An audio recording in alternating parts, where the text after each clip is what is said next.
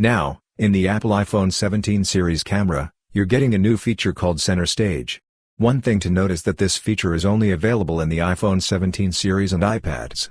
It's not available in older models. So, what does the Center Stage feature do? If you're using your selfie camera and standing in front of it, the camera will automatically keep you centered. It does this by zooming in and out and rotating as needed. If you want to disable just the auto-rotate part of Center Stage, you can do that too. In this video, we'll show you how to disable the auto-rotate feature from Center Stage on your Apple iPhone. To do this, open the Camera app. Then, switch to the selfie camera by clicking this button. Once you do that, you'll see the Center Stage option up top. Click on it. When you tap it, you'll see the auto zoom and auto rotate features. If the auto rotate feature is turned on, you can turn it off. Here, you'll see an off button. Just tap it, and the auto rotate feature will be disabled.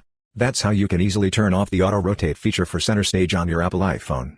Hope this video was helpful. If you found it useful, consider subscribing. See you in the next video.